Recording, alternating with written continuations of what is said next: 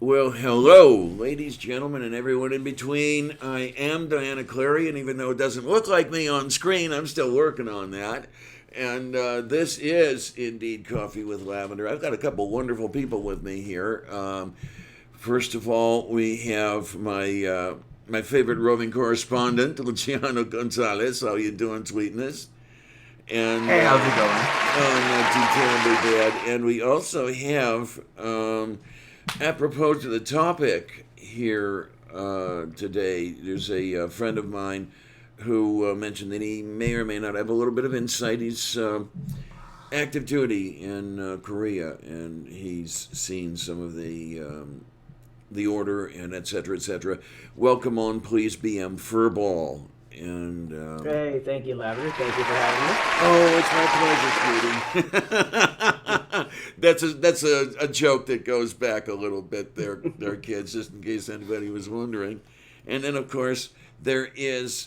I have to work on a way to get her on camera because there is Sylvia, who's always with us. Yes, dear. Go on. And okay, let's get into this little thing here. I saw a few days ago on a news organ called Task and Purpose. Let's make sure now that I did not screw up the. Okay, it looks like I may be be in good shape. I have to watch the way I do this. Something called Task and Purpose, which I see is a military news organ.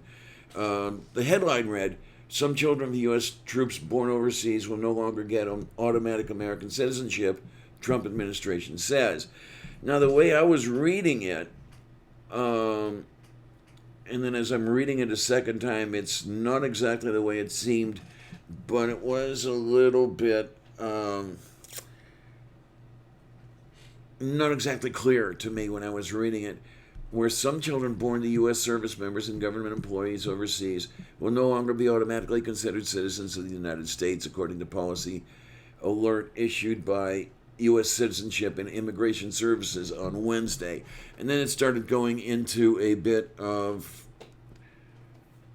let's see, the previously all children born to U.S. citizen parents were considered to be residing in the United States and therefore would automatically be granted citizenship under Immigration and Nationality Act 320. Now, children born to U.S. service members and government employees who are not yet themselves U.S. citizens while abroad will not be considered as residing in the U.S., changing the way they potentially receive citizenship.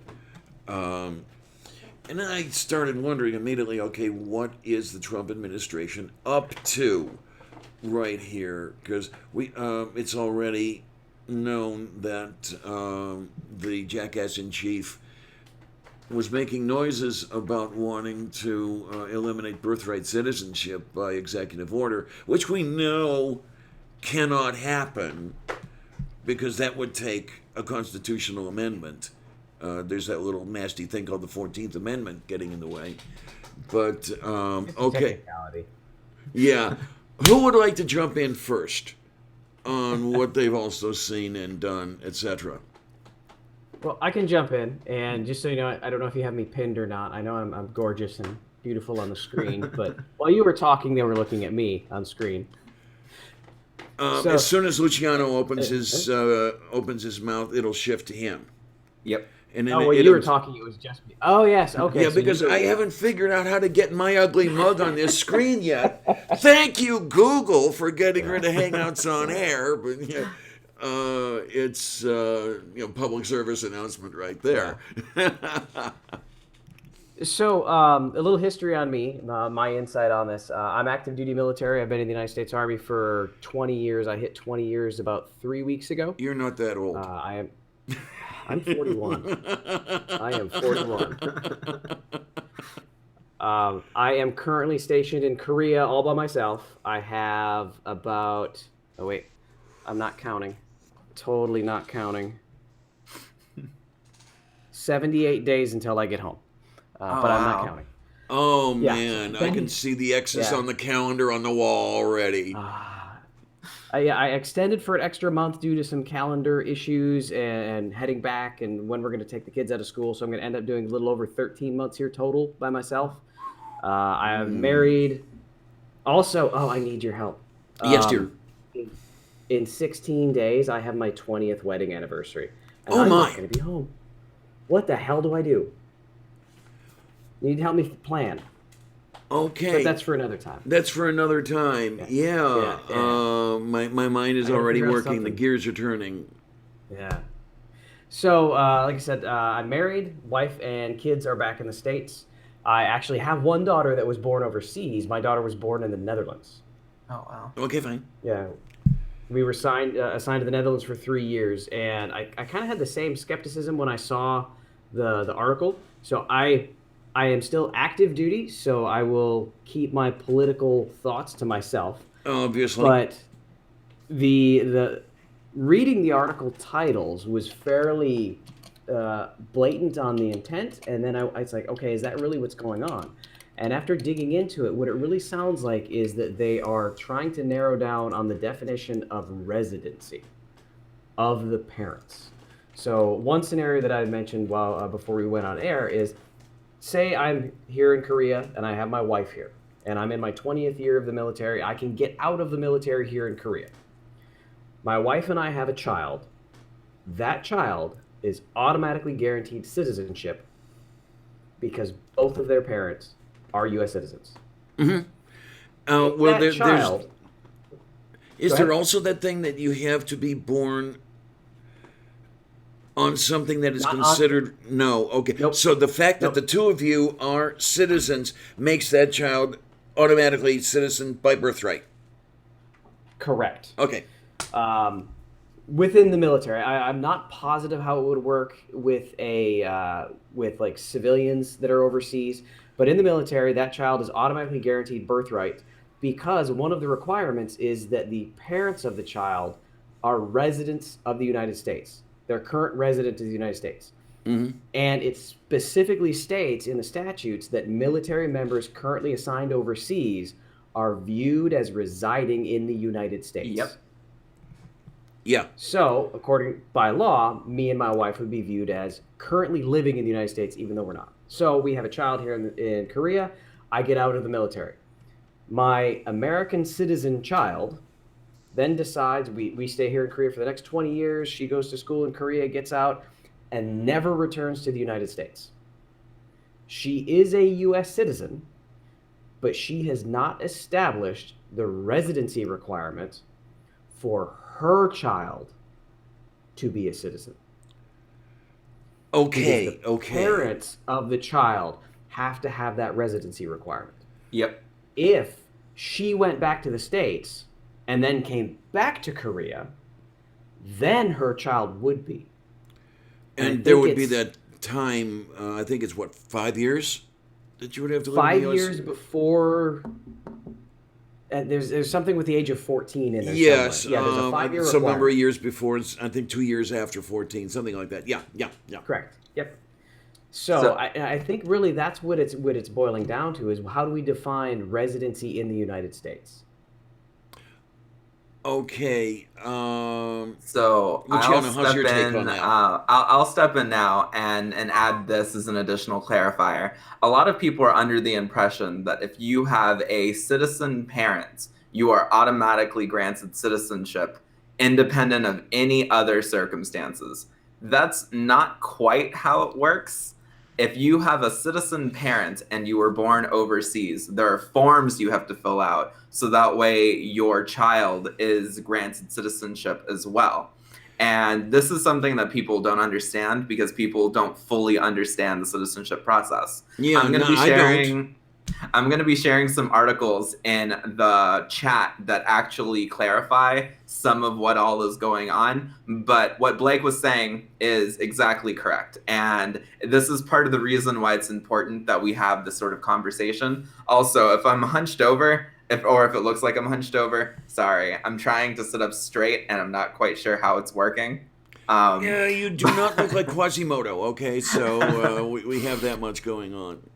But I personally think that there were a couple of factors that contributed to why it is that people viewed this policy as uncharitably as they did. Mm-hmm. And one of the big things that really should have caused the people who rolled out this policy and who made the decision to announce it publicly at the time that they did was the fact that earlier, like 2 weeks ago, the president was talking about getting rid of birthright citizenship. Yeah. So when you roll out a policy like this, even one as specific and as narrow as this policy actually is, if you roll it out when people are still talking about the fact that the president wants to get rid of birthright citizenship, we really can't blame people for having the uncharitable read that they did. And if people actually read the articles, most of the articles talked about this correctly, but they used vaguely clickbaity headlines. Yes, and that's what made me uncertain about what was going on. Yeah. But Yeah, so I do think it's specifically- good. Oh, sorry. Yeah, sorry, like with the titles, like specifically, Newsweek, Trump administration says children born to U.S. troops won't have guaranteed citizenship rights. That's not true. Blatantly not true. Mm-hmm. Now, one of the things I was wondering, and Luciano, you may be the person to weigh in on this. Would there have been, or is there a constitutional issue going on here as far as defining residency? I know as far as no, okay, that's what I thought, but I just wanted to make sure on that one. Because yes, Trump talking about eliminating birthright citizenship by executive order. Okay, there's this nasty little thing called the 14th Amendment that kind of gets in the way. But this particular thing going on is not one of those things, okay? No, it's not. Yeah, it's specifically because of the hyper specificness of this particular policy. I am not a lawyer. People shouldn't take what I'm saying as gospel, but I won't. Because of the super specificness of this, I think it would be really difficult for someone to make a case on citizenship because this is talking about residency. Yeah. So okay. I think that's the thing that would make this a difficult policy to overturn until we actually until this policy is actually put in place, which it hasn't been yet. It's been announced, but it's expected to go into effect in late October. Yeah, There's I also think the fact that estimates show that this is probably only going to affect 20 to 25 families, which is not a significant number. That's a lot of people, but it's not a significant number. No, And not I when think you I might be consider. able to speak to what those scenarios are that will be affected. Yeah. So there are two other categories. So we've talked about, where this is not going to affect. That this is not going to affect the American citizen soldier that is in Germany, that is in Korea, that has a baby. It's not going to affect them. There are two categories that are going to be affected, and one of those is non-citizen soldiers. So if you are a green card holder, and I'm not exactly sure the status that you have to be, you can join the military as a non-American citizen. Yep. Yes. And then it is a fast track to citizenship. So it's a, I don't know, it's a benefit or it's a bonus to try and get your citizenship if you join the military. So if you have let's say a Mexican citizen comes into the United States completely legally, joins the United States military completely legally, and has a Mexican citizen spouse, and both the mother and father are working towards citizenship, and then as part of his military duty, he is sent to Germany. Okay, so far so His good. child will not be guaranteed citizenship because the parents aren't citizens. Okay. Now, if he had been stationed back in the States and had that baby, because of the dirt the baby was born on, then that child would automatically be granted citizenship. But because they're overseas, I'm not positive of the procedure right now. I'm assuming that a military member goes in to apply for a foreign citizenship or birth certificate.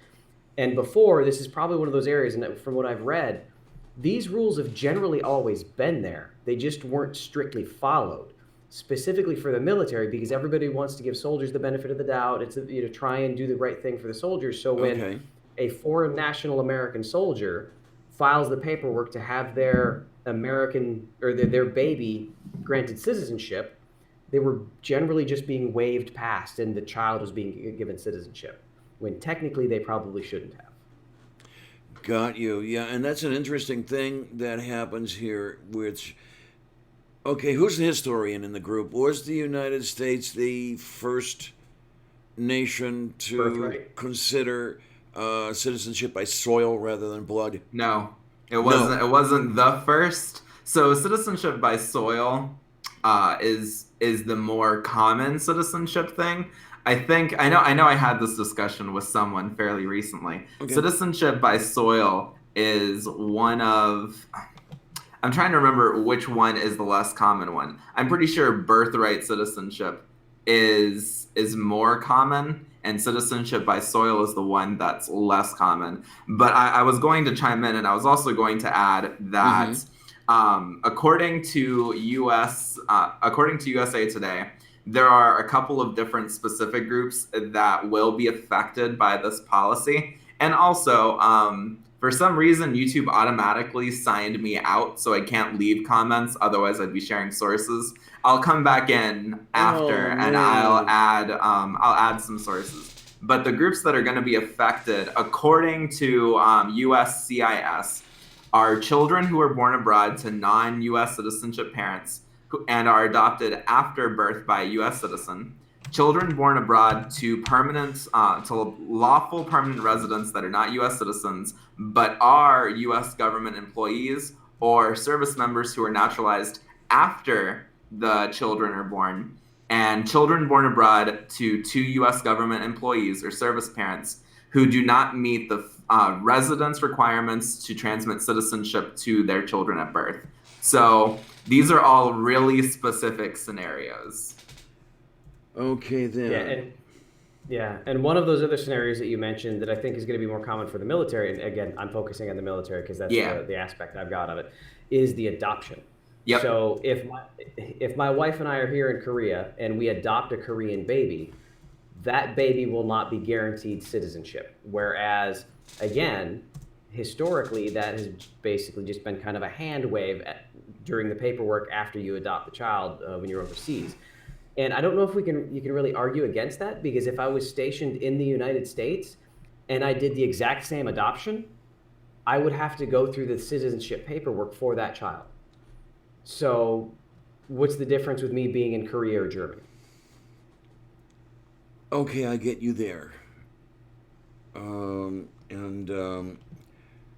thing I'm wondering is, okay, I'm going into the speculation over here. The way the articles appeared in the various news organs, was that simply them falling over tripping over their own crank, if you will? Or is there the possibility that some of them might have wanted to present this in a bad light? I think it can be a little bit of both. I agree with the 50-50 assessment. I feel like the article that Blake mentioned earlier that specifically said, that had like that really egregious title, that was probably more deliberate than just someone tripping over their own 2 feet, because that's a really explosive title. Yes, it is, and yeah, I had to bite my knuckle to not go through the roof on that one. Well, in this highly politically charged scenario here, it's very easy to read things the way you want to read them. And okay, excuse my expression, Blake, but I'm no fan of the guy in the Oval Office, and I'm going to tend to read things as detrimental toward him and his policies. And that's what I wanted definitely to avoid, and that's why I wanted this show on the air to hopefully kind of help people along with as well. Let's not get too crazy here. Let's get some reason and rationality around. Yeah, I could absolutely understand that with the current political climate. A little side topic. I recently interviewed Anthony Riley, who is an insane flat earther, and I talked to him about 3 hours with him. Oh no. It was painful. But one of the things that I mentioned to him, I asked him if he'd ever heard of the principle of charity. And the principle of charity is that when you are taking in information, when you are receiving something from someone else, is that you should be viewing it in the most positive, least malicious light as possible. But in today's current political climate, that's really hard to do. Yeah, definitely, it's extremely hard to do, and that again is why I wanted this on the air, because I'm trying all I can to view it rationally, and if I'm having a hard time, just think of all the other people who are having a harder time. Yeah. One thing that was interesting when my daughter was born in the Netherlands, so she was born in a Dutch hospital. She got a Dutch birth certificate, and then with that, we had to go to the U.S. consulate office and get an American born abroad birth certificate. And when I went down to the town hall to get the local birth certificate, had the conversation with the clerk there about citizenship, just casual, not like I didn't want her to have dual citizenship or anything. I asked, like, is it even possible? And in most European countries, and I know now specifically in the Netherlands, just being born there does not give you any citizenship rights. Yep. Period. At all. And when I talked to him about it, I was like, well, what's the purpose to that? It's like, well, we're such small countries. We have such close borders. If you have a German father and a French mother, why should our country give you citizenship rights? You need to go to one of your parents' countries to get citizenship rights. And I asked, are there any other scenarios where you are guaranteed citizenship rights? They said, well, if a child is born in the Netherlands and the parents abandon the child, then the Dutch government will automatically grant that child citizenship rights and provide services and take care of them. Okay, because one thing you really don't want, as a matter of course, is someone who is stateless. Yes. That does become a problem. Yeah. And stateless, for those who haven't figured that out, is, having no citizenship at all. Mm-hmm. Yeah, so it's common in Europe that they don't grant automatic citizenship rights just because and you can understand it over there, they're so close. Yeah. They're so close that it would be a system that could be abused, just like it can kind of be abused in the United States. But if you look historically, the reason for our birthright citizenship was to overcome the fight against slavery. Yes. That once we abolished slavery, if we didn't grant them automatic citizenship rights because they were born here, then every one of those slaves that was born on a plantation has no citizenship rights. So it was something we were forced to do. Yeah. And it was the right thing to do. Oh, absolutely. Whether it continues to be the right thing to do, I honestly couldn't say on that. I don't know. Yeah, it's going to take a lot of consideration. Luciano, I don't know if you have been looking into any of those considerations, considering the environment we're in right now, where citizenship is such a touchy issue. And well, I think we already know, right, that you were not born in the 48 contiguous states or even Alaska and Hawaii. I was born in the 48 contiguous states. You were? I was born in North Carolina. Oh, okay. Yeah. I am so sorry. I got that wrong. Okay. I'm Puerto Rican, and I was raised abroad because my dad's in the Army, and my mom was in the Army when I was born, but she left shortly after I was born. So, okay, so you don't have that but situation. But yes, I'm a citizen. No matter what way people want to approach it, both of my parents were citizens, and I was born in the United States. So okay, because for some reason I had thought that you were born on a base outside the. I was born on a base, 48. but I was born in a base in the mainland.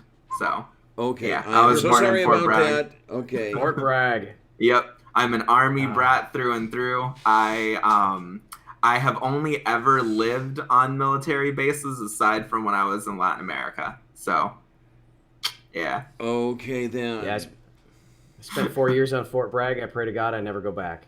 I actually really liked Fort Bragg. It was one of the nicer places that I lived. But I understand. I was raised in Fayetteville, and Fayetteville's Vietnam, but I was also raised in Vietnam. Tegucigalpa, Honduras, and people are always like, where was the safest place you lived? And I was like, well, if you want me to be completely honest, it was Fayetteville, North Carolina, and that scares people. Yeah.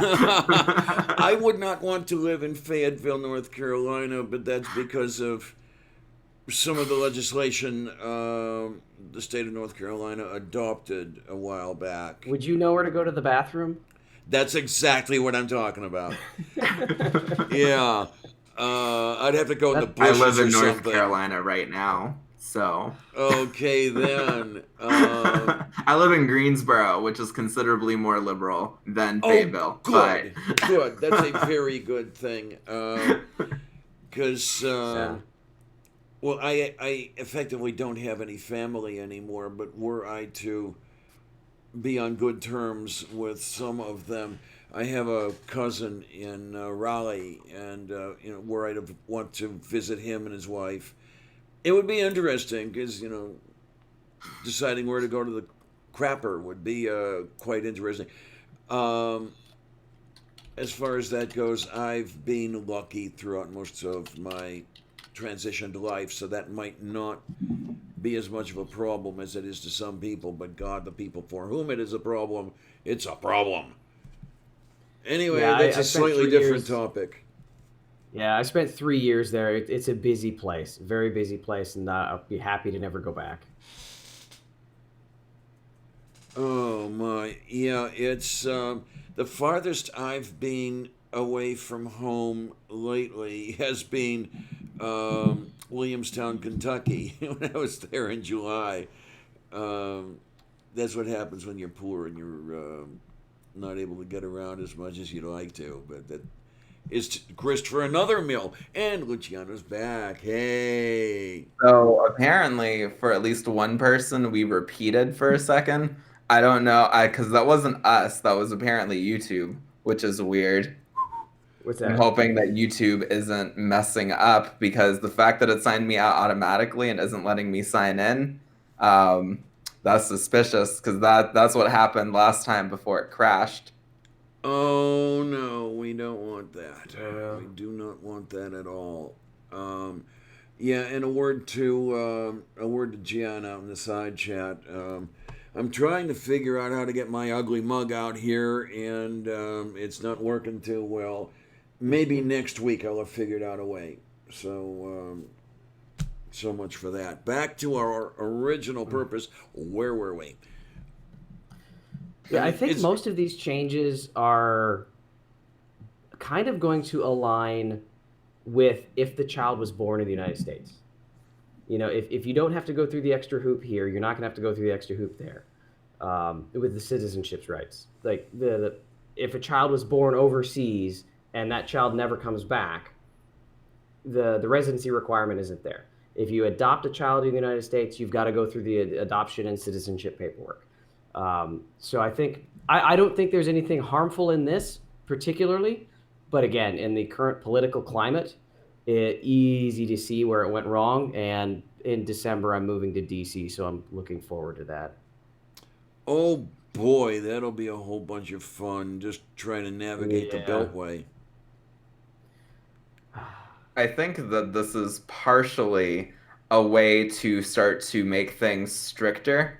And making things stricter, I'm not going to say that in and of itself is a bad thing. I am going to say that we should consider the objectives of the people in charge. And I'm not going to say that those objectives are necessarily nefarious, but I know a lot of people are going to think about that, and they're going to come to the conclusion that those objectives are nefarious. That's an area where people can have different opinions. I'm a military person myself, not a service member, but I was raised in the military. I understand where it is. I've also done immigration work in the past. I understand where it is if I'm removing my skepticism towards the greater administration and looking narrowly at the people who actually do things like the paperwork and who help approve this process, I understand why it is that those people would want to and would benefit from a stricter process. I'm worried about the overall, I guess, I'm worried about what will happen because of this policy, but I'm also not about to assign super nefarious objectives to people. Yeah. I just think that the timing was awful, and they really should have waited to announce the policy. Yeah, I've actually like a seen some couple news years at articles least. about them criticizing themselves about the rollout of it, that we could have done better with the PR. I mean, I'm glad that at the very least someone is like, hey, we understand why it is that people were freaking out about this. Even if we don't agree with it, we can understand why it is that people are like worried. It makes sense. Yeah, because one of the first things that what's the word I'm looking for? Authoritarian, fascistic regime will do is start to mess with citizenship. And that's what set my alarm bells off. Well, I'm conspiracy theory up one side and down the other when it comes to Trump. But at least we have the pretty good idea that nothing horrible was intended, and we're in some good shape here. Yeah. What else do we want to pin onto this? We've got some time to fill. I'm curious as to what's going to happen next after this policy is actually implemented, because once again, it's going to be made. It's going to become the law in October. It's been announced, but it hasn't actually been it hasn't actually been put into place. My brain was ESLing for a second. Sorry about that. Okay. I am curious as to what they're going to be talking about next. Part of the reason why I'm wary is that Ken Cuccinelli, who's the current director of the USCIS, he has a very iffy track record, and that's if we're putting it charitably. And I don't want to make anyone here uncomfortable, because talking about politics isn't exactly an easy thing to do. I want people to feel comfortable coming on and talking about this stuff. But like, Ken Cuccinelli has a really bad track record with this. So that's part of the reason why it is that even people who aren't focused on Trump specifically, are just like, hey, yikes. Yeah, and when you mention now, Luciano, that this will become law in late October, is it a matter of it becoming a law, or is it a rule? How does that It's work? a rule. Okay. Yeah. This is guidance. Yeah. It's not necessarily, yeah. So this is technically currently the law. Mm-hmm. This is just guidance. So let's see, I've got the actual policy up. So the purpose of it is the U.S. Citizenship and Immigration Services is issuing policy guidance in the USCIS policy manual to address requirements of residency, in quotes, in statutory provisions related to citizenship, and to rescind previous guidance regarding children of U.S. government employees and members of the United States Armed Services employed or stationed outside the United States. So this is guidance of what the term residency means. But there are specific laws of what it means. So it can't necessarily change that. I think this changes the gray areas on the left and right limits of that law. Yeah, it more or less sounds like the guidance, if you will, is within the scope of the law. INA 320 is it, and there's another one And going 22. on. Okay, yeah. 320 and 322. That, God, when was that enacted? That was a while back. So that's been with us for a while. Early 2000s, I think, was the latest revision to it, wasn't it?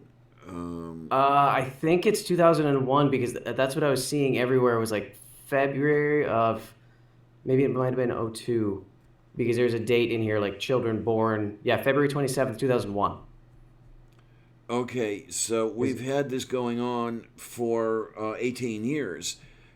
It's just a matter that we've got this policy declaration here now happening. So hopefully there's not that much to worry about yet. Yet. And as I said, that's grist for another mill. Okay, what else have we got? I think that for right now, until we see the actual impact that this is going to have, because right now there isn't a tremendous amount to talk about. We already clarified the confusion that people might have if they heard about this and they didn't know who it affected, they didn't know when it was going to be rolled out, or they didn't know when it was going to be, they didn't know when it was going to be, I guess, official or whatever. The proper wording escapes me. My brain is just like that sometimes. Well, I I think that until we actually see the impact that this has on actual people, it's going to be difficult to really talk about it, because this will hurt some people.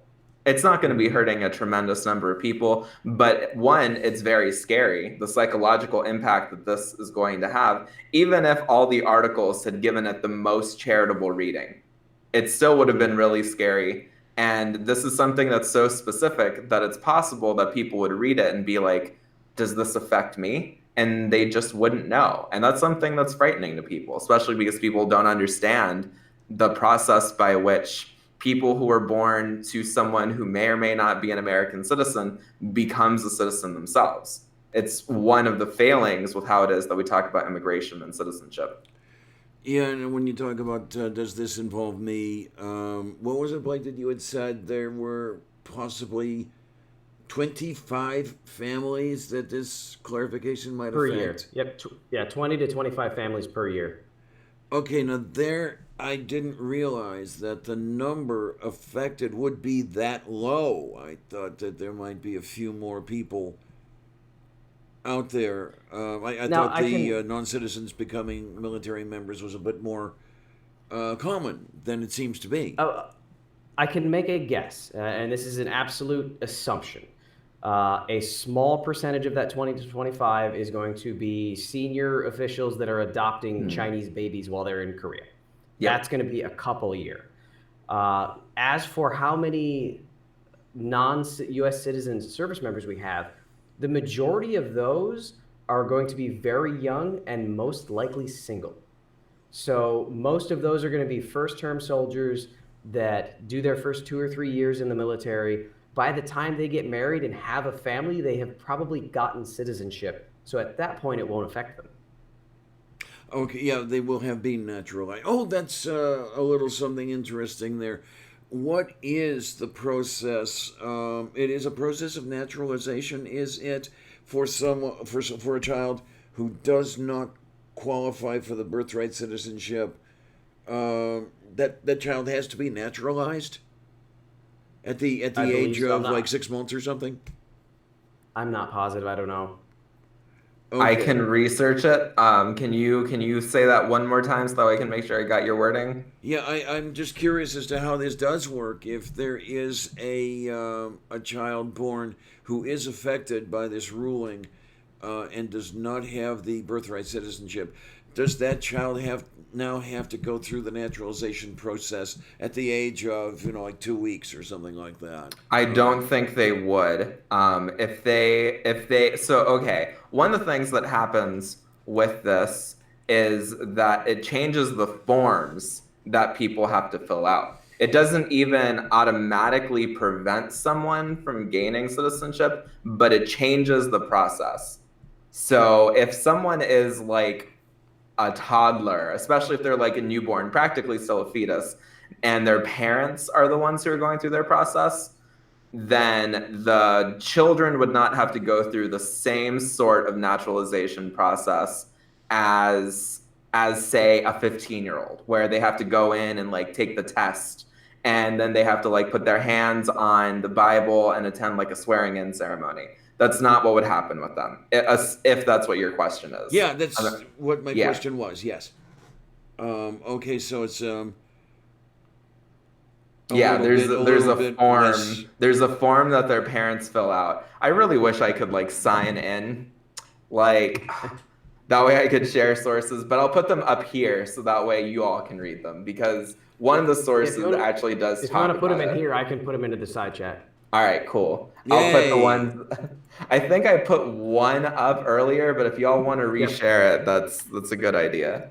All right, so I just shared the New York Times one, which I think is the one that talks about the form. Let me see. Oh, that is not the right button. But also, I do agree with people in the chat who are saying that we probably shouldn't be giving this administration credit or giving them the benefit of the doubt. I can understand that take. It's just that the people who are actually like in charge of enacting this new thing are not the people at the top.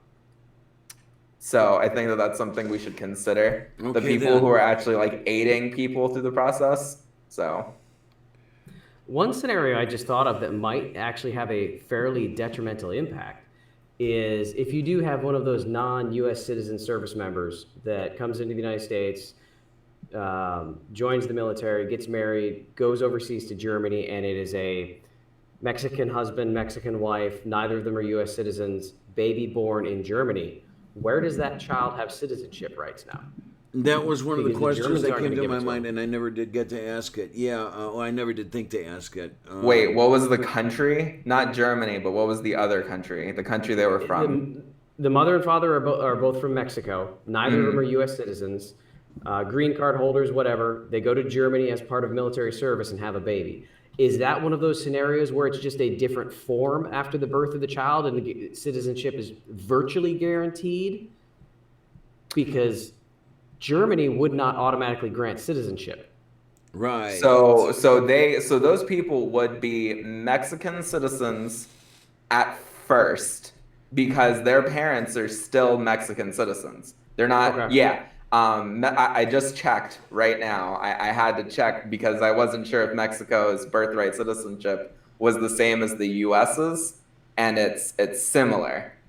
So yeah, you give up citizenship in Mexico, and you still have it until the moment you give it up. And if your parents are Mexican citizens, you're also a Mexican citizen. Okay. So at least the I'm child would double not be checking. Yeah, stateless. the child would not be stateless. I think in that case they would fill out a different form for their kid. I'm pretty sure that's what would happen with them. Also, people in the chat are talking about Star Wars. Okay, so now here's the thing. Here's the thing. If you have two people who are tracking to American citizenship while they are in the military and they are stationed on Tatooine, what trouble do we have there with the kid? You know, as far as the You have to talk to citizenship? the Space Force, obviously. And the only thing that's happening in space right now on the legal side is when people are committing crimes against their ex-spouses on the space station. Yeah, I saw that one. Lesbian space crime, guys. Lesbian Yeah. space crime. I haven't seen it since the news first broke. I don't know where it's gone since then, but as far as I understand it, the astronaut in question seems to have thought that she was doing nothing wrong, and just kind of screwed up in what she was doing and how she was doing it. I am a little skeptical, but Yeah, so I'm a criminal investigator for the Army, so that's what I do is look into felony crime, and I'm on a Facebook page with a couple hundred other agents that do that across the world, and somebody posted on the Facebook page that article, and all right, who's going to be the first office to open up a case in space? it's coming, unfortunately.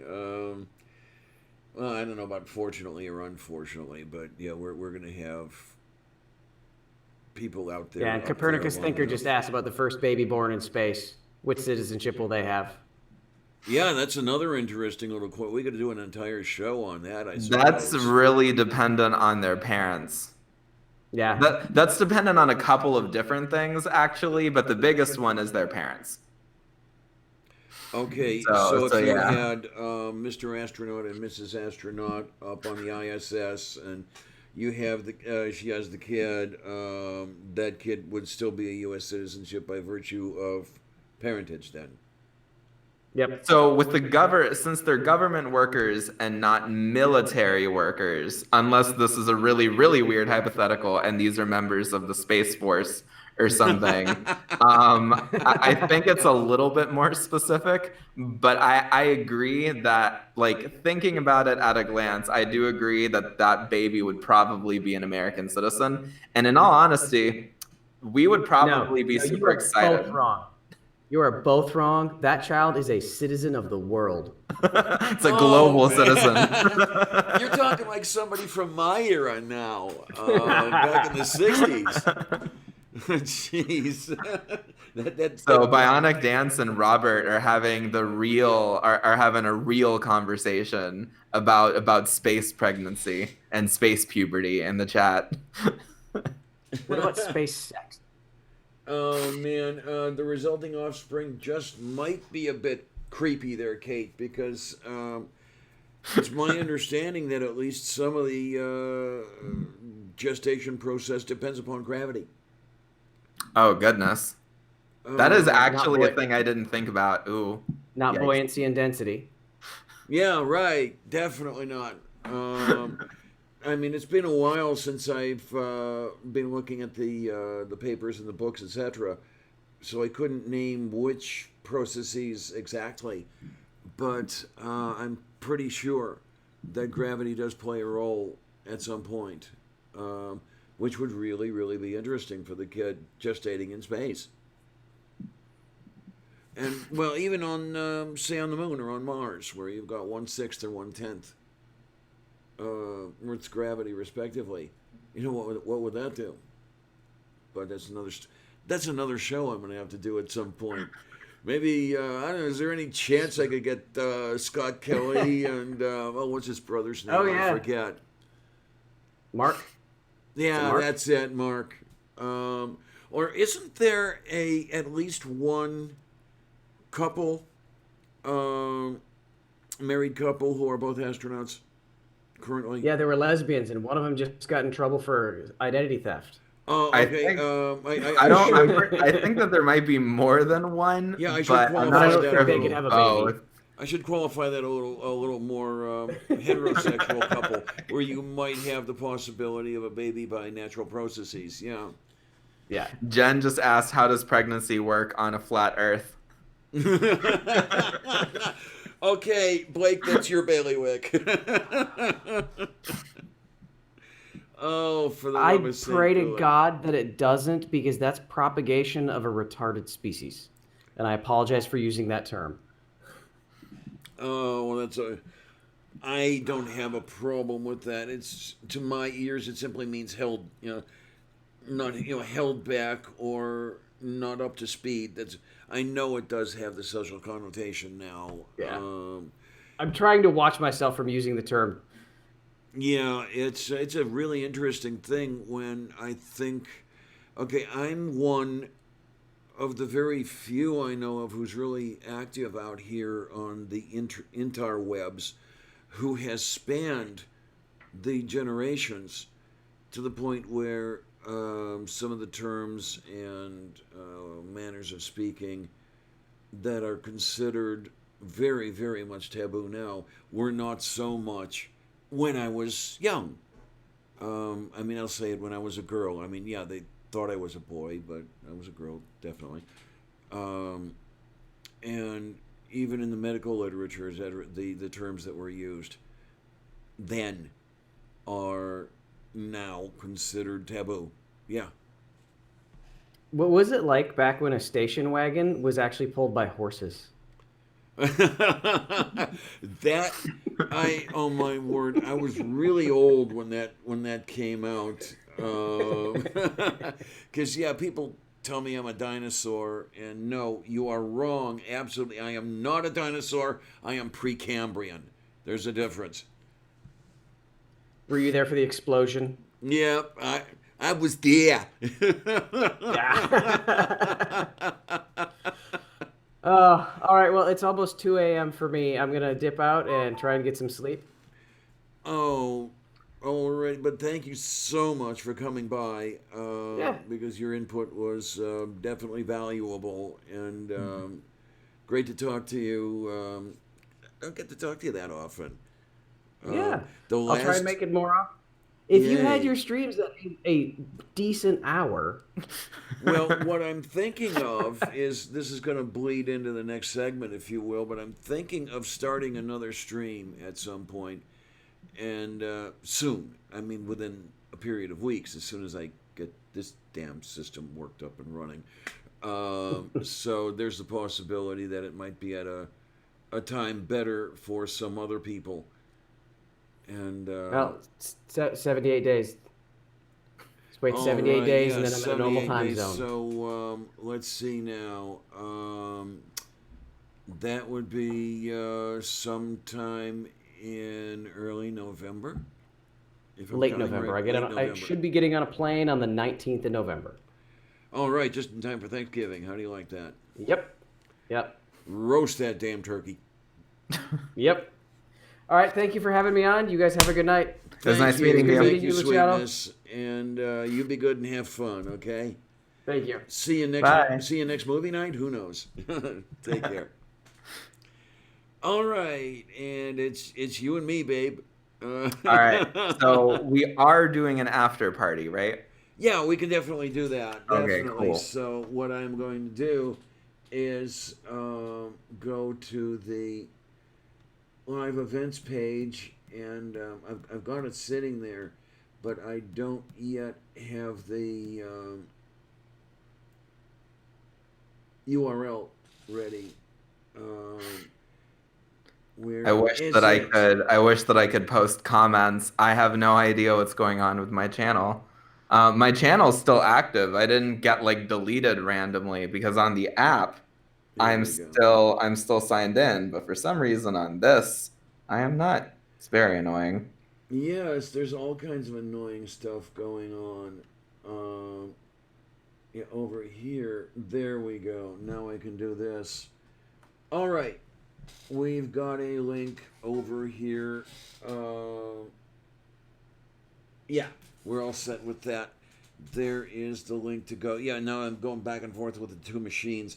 I'm just waiting for the point where I can actually run YouTube alongside Google Meet, and I don't have to do this two machines thing. Because especially with the laptop, it's not as convenient. It's not as easy as just having my keyboard and my trackball over here and doing things. You actually have to use this crappy laptop keyboard and the crappy finger pad. But that's another story entirely. What do you got coming up, sweetness? So I'm gonna be super busy this particular week, which is very unfortunate.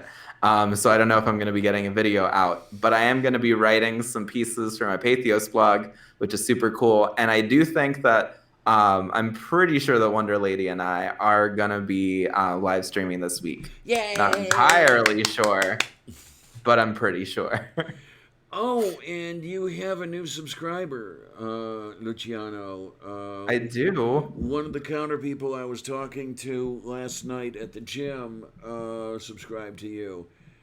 Oh, that's cool. Is that person named Rachel? No, Dev works into it somewhere. Huh. That's funny because yesterday a person named Rachel randomly followed me and subscribed, and it was like late last night, so I thought that maybe that was who that was. Or at least but I appreciate it. Yeah, at least I think that Dev subscribed to you. One of the counter help at Planet Fitness. It's amazing the conversations I get into over there. Unfortunately, there are no cute lesbians who are interested in me working over there, so, oh well, what are you going to do? But, okay, so you've got that, and, let's just get your work flow going well enough, and you can have everything working with that. And Yeah. Any other fun news, or is your sky falling, or anything like that? So I live in North Carolina, which is apparently about to get hit by the world's most indecisive hurricane. Because at first it was going to hit Puerto Rico, and I'm glad it didn't. And then it was going to hit Florida, and I think it's still going to hit Florida. But I know now that it's going to be hitting, like, it's just going to be touching Florida. Apparently, it's going to be ramming Georgia and South Carolina and chunks of North Carolina. Ow, So ow, that ow. sucks.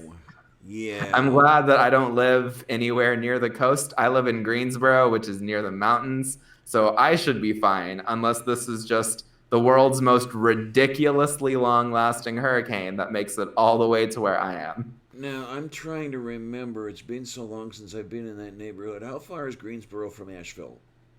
It's not super far. I don't know. I don't know North Carolina's geography very well. I know where I live, and I know where Fayetteville is. And I'm pretty sure I'm only like 90 minutes from Asheville, but I might be thinking of Asheboro. I'm Okay, not so sure. you may or may not want to see the Vanderbilt. What's the name of the mansion? The Vanderbilt estate. Yeah, it's got another name going on, and it escapes me at the moment because it's not the family name. Biltmore. That's Biltmore. it. Yeah, that's what it is. I'm actually going to check Greensboro to Asheville right now. Let me see. I'm looking down at my iPad.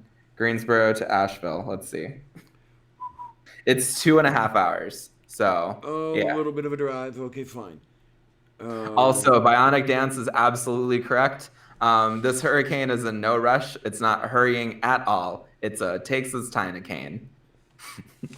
Um, okay, question from Copernicus Thinker. Did I see that silly ark when I visited Kentucky? No, we did not go into the ark.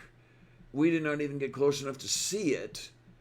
We were at the gate holding our banner and waving to all the passing motorists, most of whom were rather nice to us. So that was a good thing. But Kenny had his drone out there looking at us, and my understanding is we put a drone up looking at him. So it was kind of a dance in the sky between one drone and the other. All right then. So we know what Luciano is doing, and okay, kids. As far as the coming week goes, I'm going to be doing some hardware maintenance. Um, I broke down. As a matter of fact, I broke down in tears when I did this. I actually bought Windows 10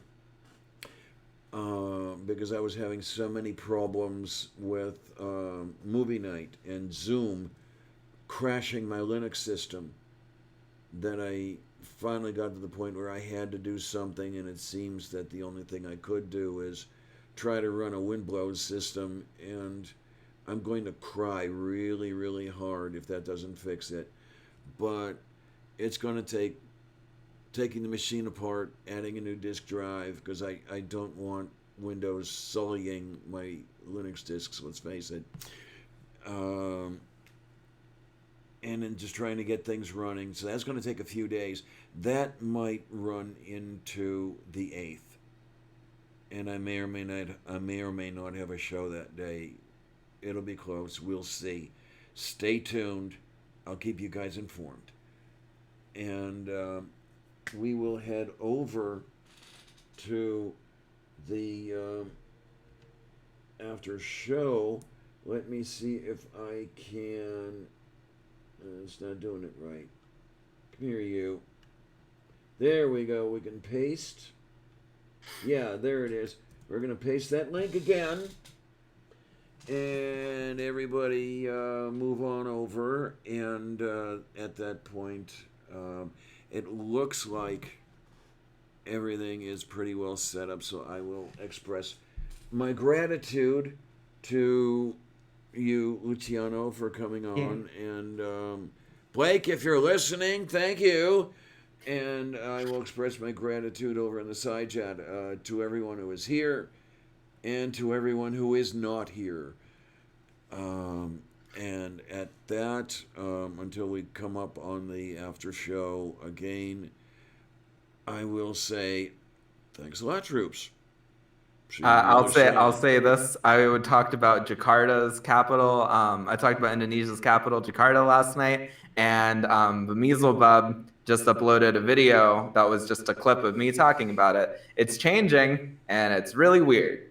So go check that out if you guys have like 2 minutes, which you do now that this stream is over, and we won't be back on until around 1:30. Yay! Yay! Yay! Yay! Yay! Yay!